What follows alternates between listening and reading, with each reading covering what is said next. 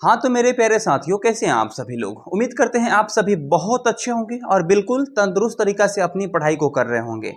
प्यारे साथियों, आज हम लेके आए हैं एनसीईआरटी का भूगोल, और भूगोल में भी हम लोग पहला चैप्टर का 1 नंबर चैप्टर का ख पढ़ने वाले हैं। ठीक है, क्योंकि भूगोल में जो पहला नंबर चैप्टर है उसमें 1 का अंग तक दिया है, यानी 1 का क 1 का ख ऐसे करके दिया है। ठीक है, तो उसमें जो है 1 का क हम लोग प्राकृतिक संसाधन पढ़ लिए हैं और उसका ऑब्जेक्टिव भी कर लिए हैं। और आज हम लोग पढ़ने वाले हैं मेरे बच्चे, आज हम लोग क्या पढ़ने वाले हैं, तो जल संसाधन पढ़ने वाले हैं। ठीक है ना, और ये जो है आप लोग थंबनेल में देख चुके हैं कि यहाँ पर जो है चैप्टर नंबर 1 का ख होने वाला है ये वाला। ठीक है ना, तो चलिए बच्चों, और ये जो है ना संपूर्ण अध्याय एक ही वीडियो में हम लोग खत्म करने वाले हैं। इसमें खास बात ये है, ठीक है, और इसका सब्जेक्टिव हम लोग एक ही वीडियो में खत्म करेंगे और इसके बाद वाला जो वीडियो है उसमें आप लोग को ऑब्जेक्टिव देखने के लिए मिलेगा। ठीक है, तो चलिए बच्चों यहाँ पे क्लास को स्टार्ट करते हैं। और सबसे पहला पॉइंट इसमें ये होने वाला है कि आखिर जल संसाधन हम लोग कहते किसे हैं, है ना।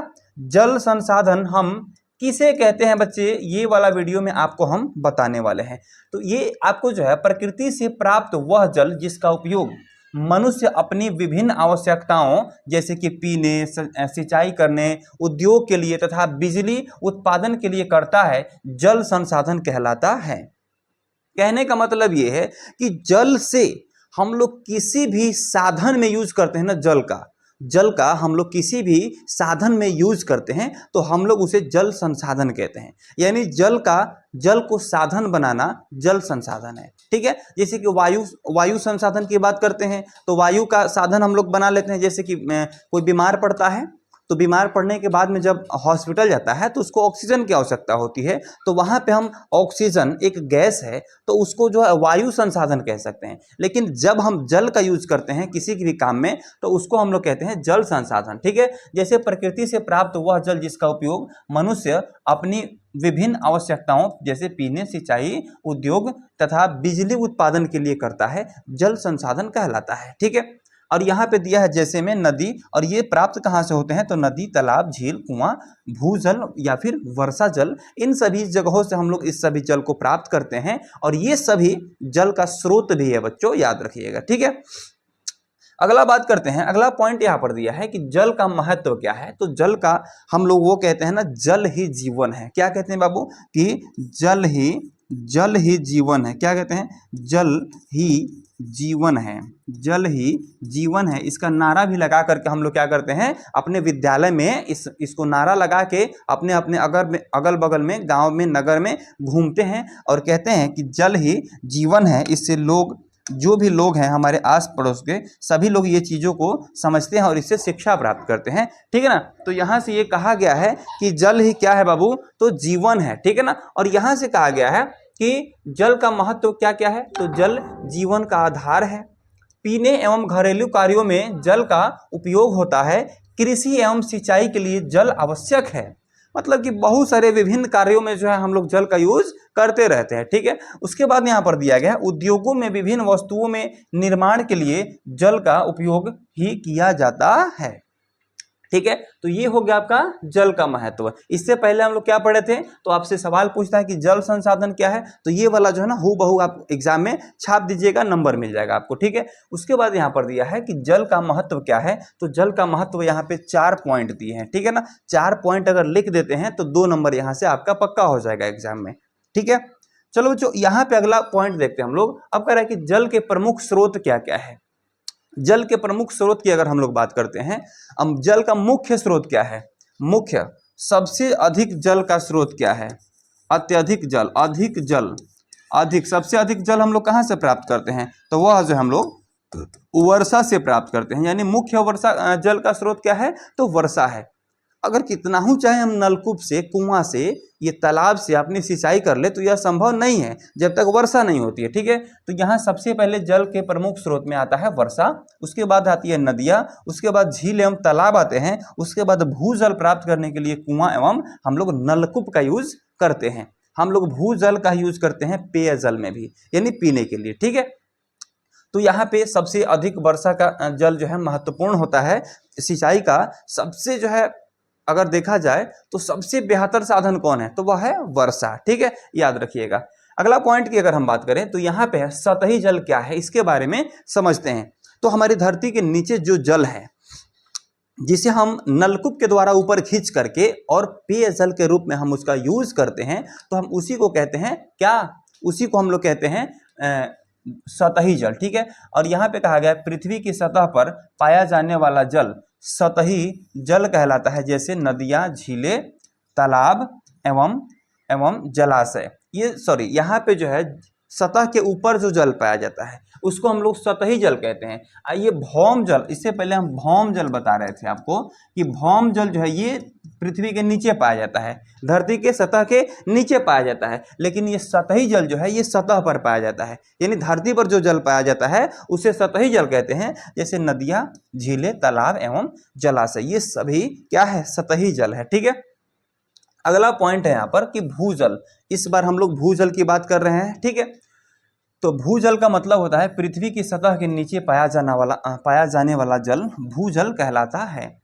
ये जो पृथ्वी है इसकी इस सतह के नीचे जो जल पाया जाता है उसे हम क्या कहते हैं, तो सतही जल कहते हैं बाबू। ठीक है ना, जैसे मान लीजिए कि कुआं है, नलकूप है और यहाँ पे ट्यूबवेल है एवं हैंडपंप है, इन सभी स्रोत, इन सभी हम यंत्र से क्या करते हैं कि भूजल को प्राप्त करते हैं, भूजल निकालते हैं। जैसे कुआं से भी भूजल निकलता है नीचे से, उसके बाद नलकूप से हम लोग नीचे से प्राप्त करते हैं भूजल ही। ठीक है, तो इस प्रकार से देखा जाए तो हैंडपंप से भी हम लोग भूजल, इसको हम लोग भौम जल भी कहते हैं। क्या कहते हैं, भौम जल भी कहते हैं बाबू, ध्यान रखिएगा। ठीक है, चलिए अगला सवाल है यहाँ पर कि जल संकट के कारण क्या है ना, जल संकट के कारण क्या है। कभी कभी ऐसा भी होता है कि नदी में बाढ़ नहीं आती है, नदी में पानी सूख जाती है और वर्षा जल भी कम मात्रा में होता है। जिस साल वर्षा नहीं होती है उस साल जो है सुखाड़ घोषित किया जाता है, और सुखाड़ घोषित कर दिया जाता है, जिसे हम क्या कहते हैं, क्या, तो जल संकट का, उसे हम जल संकट कहते हैं। तो इसका कारण क्या है, तो जनसंख्या में तीव्र वृद्धि, ज़्यादा जनसंख्या बढ़ेगा, जल का यूज ज़्यादा होगा, जिससे क्या होगा बच्चों, तो यहाँ से जल संकट उत्पन्न हो सकता है। ठीक है, उसके बाद वर्षा की अनियमितता, और वर्षा की अनियमितता क्यों होती है, तो वनों की कटाई के कारण, वनों की कटाई के कारण। ठीक है, वनों की कटाई के कारण होता है। और यहाँ पे देखें तो वन तो कट ही रहा है, साथ ही साथ देखें तो हाँ, वर्षा की अनियमितता का मेन कारण यही है, वनों की कटाई और भूजल का अत्यधिक दोहन, भूजल का अत्यधिक दोहन। जैसे मान लीजिए कि लोग जो है पशु स्नान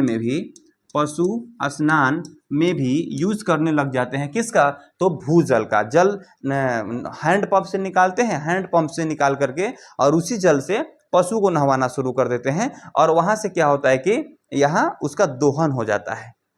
उसको नदी में नहलाना चाहिए, या फिर जो भी जल है जो अपशिष्ट हो गया है, मानव उसे यूज कर लिया है, उस जल से उसको नहलाना चाहिए, जिससे क्या होता है ना कि उससे हमारा जल बचता है और भूजल का अत्यधिक दोहन होने से बच जाता है। ठीक है ना, चलो आगे बढ़ते हैं। अगला पॉइंट है यहाँ पर कि जल का प्रदूषण होने से भी क्या होता है, जल संकट उत्पन्न होता है, यानी जल प्रदूषित होना भी एक जो है यहाँ पर जल संकट का कारण बनता है। ठीक है, अगला पॉइंट यहाँ पर है कि जल का दुरुपयोग एवं अपव्यय, जल का दुरुपयोग करना भी। ठीक है ना, जैसे मान लीजिए कि आप नहा रहे हैं, स्नान कर रहे हैं 1 बाल्टी से, और आप किसी दिन स्नान करना शुरू कर देते हैं 3 बाल्टी से। ठीक है, तो 3 बाल्टी से स्नान करते हैं, इसका मतलब आप जो है वहां पे थोड़ा सा भी चिंता नहीं कर रहे हैं कि यहाँ पे हमें जल बचाना चाहिए।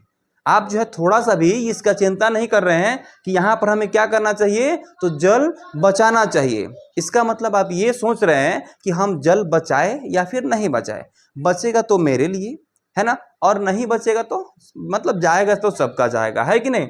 तो यहाँ पे जल का दुरुपयोग एवं अपव्यय करते हैं, वनों की कटाई करते हैं, वनों की कटाई करते हैं। ठीक है ना, और वनों की कटाई के कारण भी क्या होता है, तो जल संकट उत्पन्न होता है। समझ में आ रहा है कि नहीं आ रहा है, चलो आगे बताते हैं। अगला सवाल है यहाँ पर जल संकट के प्रभाव, है कि नहीं, जल संकट के प्रभाव यहाँ पर है। ठीक है ना, तो जल संकट के प्रभाव कब उत्पन्न हो सकते हैं, यहाँ पे जल संकट का प्रभाव, जब जल संकट आता है तो इसका प्रभाव क्या क्या पड़ सकता है। ठीक है ना, तो यहाँ पे देखेंगे बच्चे कि पेयजल की कमी हो जाती है। जब जल संकट आता है तो इसका प्रभाव क्या क्या पड़ता है, तो जल संकट की ये पेयजल की कमी हो जाती है। क्या हो जाती है यहाँ पर, पेयजल की कमी हो जाती है। उसके बाद यहाँ पर कि कृषि एवं सिंचाई प्रभावित होती है। कृषि एवं सिंचाई क्या होती है कि प्रभावित होती है, ठीक है ना। जल संकट का यही प्रभाव सबसे भयानक होता है कि कृषि एवं सिंचाई प्रभावित हो जाती है और इससे क्या होता है कि सुखाड़ घोषित कर दिया जाता है और लोग भूखों मरने लगते हैं। भूखमरी का प्रकोप फैल जाता है और उसके बाद क्या होता है कि उद्योगों के विकास में बाधा आती है। उद्योग में सबसे अधिक हम लोग जल का यूज करते हैं, लोहे के बाद अगर देखा जाए तो जल का यूज होता है। और उसके बाद यहाँ पे कहें तो जल जनित समस्याएं एवं बीमारियां बढ़ती है। जल जनित समस्याएं एवं बीमारियां बढ़ती है, ठीक है ना। और उसके बाद क्या होता है कि पर्यावरणीय संतुलन बिगड़ता है। जब जल संकट आता है तो समझिए कि पर्यावरणीय संतुलन एक तरह से बिगड़ जाता है। सभी पेड़ पौधे हरे भरे जो होना चाहिए सभी सूखने लगते हैं और इससे क्या होता है, पर्यावरणीय संतुलन बिगड़ता है। और उसके बाद क्या है, जनजीवन एवं आर्थिक विकास प्रभावित होता है। ये सभी एग्जाम में लिखना होगा। ये जो है आपके बोर्ड एग्जाम से संबंधित जो है VVI क्वेश्चन है बाबू ये, ठीक है ना। कभी कभी पूछता है कि जल संकट के प्रभाव को लिखें, तो आप इस प्रकार से लिख दीजिएगा, आपका नंबर नहीं कटेगा बाबू, ठीक है। चलो अगला सवाल है यहाँ पर कि बहुउद्देशीय परियोजना से आप क्या समझते हैं। बहुउद्देशीय परियोजना से आप क्या समझते हैं, तो बाबू यहाँ पे देखिए, जब एक किसी चीज का अलग अलग उद्देश्यों से हम उसका यूज करना शुरू कर देते हैं। जैसे मान लीजिए कि यहाँ पे ये जो है, इसमें ये जो है पैनल है, ठीक है, ये डिजिटल पैनल है। इसमें हम कभी कभी क्या करते हैं कि कभी कभी जो है सीरियल वगैरह भी देख लेते हैं, थोड़ा सा मनोरंजन भी देखना शुरू कर देते हैं और जब समय आता है तो इस पर हम लोग पढ़ाई भी करना शुरू कर देते हैं। तो एक यहाँ पे पैनल है लेकिन इसको अलग अलग उद्देश्य से हम काम ले रहे हैं, तो इसे कहा जाएगा बहुउद्देशीय। जैसे यहाँ पे देखिए कि बहुउद्देशीय परियोजना किसे कहते हैं, तो जिस परियोजना से एक ही जल स्रोत का उपयोग अनेक उद्देश्यों के लिए किया जाता है उसे बहुउद्देशीय परियोजना कहते हैं। यानी एक जल है और उसका हम अलग अलग चीजों में यूज कर रहे हैं। जल एक ही प्रकार का है, जैसे नदी से बहकर जल आता है उसमें लोग पशु भी नहलाने का काम करते हैं, है कि नहीं। उसमें से जल निकाल करके हम लोग सिंचाई भी करने का काम करते हैं और उसमें हम लोग खुद स्नान करने का भी काम करते हैं। तो इसलिए हम लोग उसको कहते हैं बहुउद्देशीय परियोजना। नदी के जल को क्या कहते हैं, बहुउद्देशीय परियोजना। इसका मुख्य उद्देश्य क्या है, तो सिंचाई भी कर लेते हैं, विद्युत उत्पादन भी कर लेते हैं, पेयजल में भी आपूर्ति कर लेते हैं और मत्स्य पालन में भी इसका यूज कर लेते हैं, है ना। पशु को उसमें पानी पिलाते हैं, उसके पानी से नहलाते हैं, तो उसके जल को हम लोग कहेंगे बहुउद्देशीय जल है। जल क्या है, बहुउद्देशीय है और इस योजना को कहते हैं बहुउद्देशीय परियोजना। क्लियर है बच्चों। आगे बढ़ते हैं बाबू, सवाल को देखते हैं। अगला पॉइंट हम लोग का होने वाला है कि बांधों को लेकर विवाद क्यों होते हैं। बांधों को लेकर विवाद क्यों होते हैं, तो मान लीजिए कि नदी में कोई अगर बांध लगा दिया जाता है तो बांध के पूर्व जो भी लोग हैं उनका तो सिंचाई हो जाता है, लेकिन नदी के बांध के बाद में जो लोग हैं उनका सिंचाई नहीं हो पाता है, तो इसके कारण भी विवाद होता है। आइए यहाँ पे और सभी विवादों को बताते हैं कि बांध बनने से अनेक लोगों का विस्थापन हो जाता है। कुछ लोग मतलब कि एक जगह से मतलब विस्थापन, अलगाव हो जाता है, ठीक है ना, अलगाव हो जाता है। उसके बाद वन, कृषि भूमि तथा वन्य जीव को नुकसान पहुंचाता है। बांध लग जाने के कारण क्या होता है कि केवल नदी में ही पानी जाता है और बाहर पानी नहीं जा पाता है, और बाहर जब पानी नहीं जा पाता है तो पशुओं को, वन को कई तरह का नुकसान हो जाता है, ठीक है। उसके बाद नदियों के प्राकृतिक प्रवाह एवं पर्यावरण पर प्रतिकूल प्रभाव पड़ता है। नदी का प्राकृतिक प्रवाह क्या होता है कि शुरू से लेकर के और जहां तक पानी जा सके वहां तक जाए, लेकिन बांध के कारण क्या होता है कि उसका जो प्राकृतिक बहाव है वह रुक जाता है। उसको हम लोग मानव निर्मित तरीके से यूज करना शुरू कर देते हैं, बांध लगा लेते हैं और जहां मर्जी वहां हम लोग जल को भेज लेते हैं। तो इसे कहा जाता है कि यह जो है नदियों के प्राकृतिक प्रवाह एवं पर्यावरण पर प्रतिकूल प्रभाव पड़ता है और इसके कारण भी विवाद हो जाते हैं। लोग कहते हैं कि हमारे तरफ जल जाना चाहिए और कुछ लोग क्या करते हैं, बांध लगाकर अपने तरफ जल को भेज लेते हैं। तो इसके कारण भी बांधों को लेकर विवाद होते रहता है। बांधों का लाभ सभी लोगों को और क्षेत्रों को समान रूप से नहीं मिल पाता है। बस वही चीज बताए थे कि समान रूप से सभी लोगों को उसका लाभ नहीं मिल पाता है। ठीक है ना, बांधों का लाभ सभी लोगों को नहीं मिल पाता है। जैसे मान लीजिए कि इधर नदी बह के आ रही है और यहाँ पे बांध लगा देते हैं, तो बांध का लाभ इन लोगों को तो मिलेगा, लेकिन इधर वाले जो लोग हैं उनको हानि होगा। क्या होगा बाबू, हानि होगा, जिसके चलते हम कह सकते हैं कि विवाद हो जाएगा वहां पर। ठीक है, चलिए, इसलिए बांधों के कारण जो है ना विवाद होता है। अगला सवाल यहाँ पे है जल संरक्षण की आवश्यकता। सबसे पहले तो संरक्षण का अर्थ ही होता है सुरक्षा।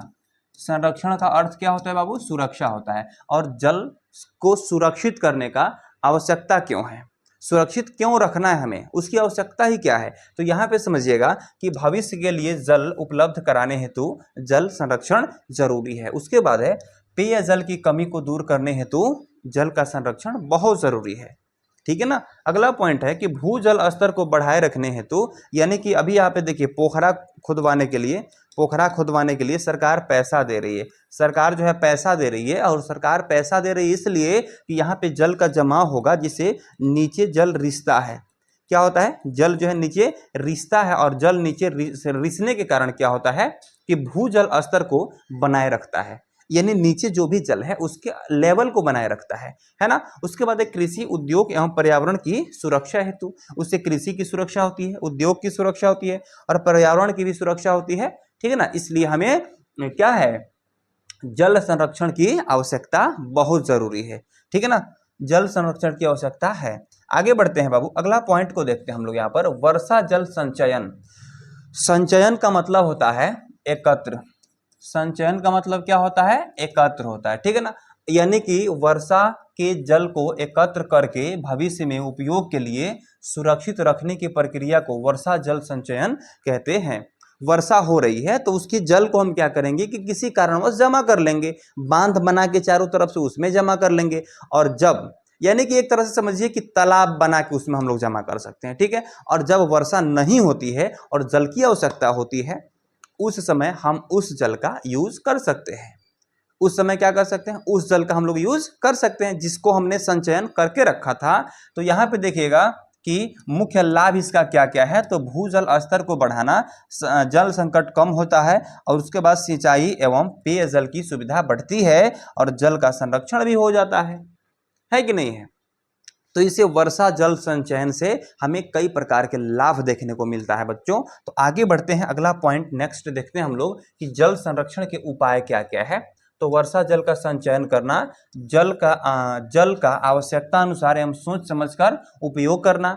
उसका हम लोग यूज करेंगे तो सोच समझ कर करेंगे। अब ये नहीं कि वर्षा जल को संचयन कर लिए, अब उसी में एकदम कचरा कूट जैसे जाके नहाने लगे, स्नान करने लगे उसी में, तो पूरा कीचड़ नीचे आएगा, जिसके चलते जल जल्दी से सूख जाएगा और खत्म हो जाएगा। तो ये वर्षा जल संचयन का कोई फायदा भी नहीं हुआ। ठीक है, चलो, वृक्षारोपण को बढ़ावा देना, वृक्षारोपण को बढ़ावा देना है ना।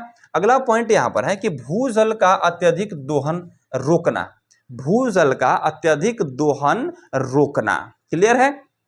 उसके बाद है तालाब, कुएं एवं झीलों का संरक्षण, तालाब, कुएं एवं झीलों का भी संरक्षण हो जाता है। ये जब भी हम लोग वर्षा जल संरक्षण करेंगे ना, तो उसमें करेंगे ये कि तालाब और कुएं में जल को एकत्र करना तो शुरू करेंगे ही, और यहाँ से क्या होगा, तालाब और कुआं और झील का भी कल्याण हो जाएगा। ठीक है ना। तो चलिए बाबू, अगला पॉइंट हम लोग देखते हैं, जो लास्ट पॉइंट होने वाला है कि बिहार की प्रमुख नदियां, बिहार की प्रमुख नदियां, सवाल आता है आपके बोर्ड एग्जाम में। ये कई बार हमने ये जो है सवाल को देखा है, बोर्ड एग्जाम में ये सवाल पूछा हुआ है बच्चों कि बिहार की प्रमुख नदियों का नाम लिखें। तो मेरे बच्चे, गंगा है, कोसी है, गंडक है, बागमती, सोन और महानंदा। ठीक है ना, इसको महानदी भी कहीं कहीं लिखा जाता है, महानंदा लिखा है, ये गलत है, ये महानदी ये होता है। ठीक है, तो यहाँ पे गको, गंबा, सोम, गको, गंबा, सोम ऐसे करके ट्रिक से भी याद रख सकते हैं। ये हो जाएगा आपके बिहार की प्रमुख नदियां। यहाँ पे 1, यहाँ पे हो गए 2, यहाँ पे 3, यहाँ पे 3, यहाँ पे हो गया 4, और यहाँ पे हो गया बाबू 5, और ये हो गया 6। यानी बिहार की प्रमुख 6 नदियों का नाम मैंने बता दिया, और ये अप्रोक्स देखा जाए तो 5 ही पूछता है। 100 नदी का तक भी याद रख लीजिएगा, काम आपका बन जाएगा, ठीक है ना। तो चलिए, जल से लगभग जल संसाधन से इससे आगे सवाल बाबू मेरे नहीं पूछता है, इसलिए आप जो है ना इस टॉपिक को जरूर रट लीजिएगा, ठीक है ना। और चलिए, अब इसके बाद वाला क्लास में लेके आने वाले हैं जल संसाधन का ऑब्जेक्टिव, ठीक है। और ऑब्जेक्टिव अगर आप लोग देख लेते हैं तो समझिए इसमें जो भी छूटा फूटा टॉपिक है ना वह वहां से क्लियर हो जाएगा, ठीक है। और उसके बाद हम जल संसाधन के टॉपिक को खत्म करते हैं, और इसके बाद लेके आ रहे हैं ये ज्योग्राफी का चैप्टर नंबर 1 का गो लेके आएंगे बाबू, ठीक है ना। वन्य प्राणी संसाधन, वन्य एवं वन्य प्राणी संसाधन जो है 1 का गो नंबर चैप्टर है, उसका सब्जेक्टिव लेके आएंगे, ठीक है ना। तो फिलहाल आप लोग वेट कीजिए कि इसका ऑब्जेक्टिव नेक्स्ट डे जरूर आपको मिल जाएगा। तो चलिए, आज के क्लास में बस इतना ही, मिलते हैं अगले क्लास में, तब तक के लिए सभी बच्चों को मेरी तरफ से टाटा, गुड बाय।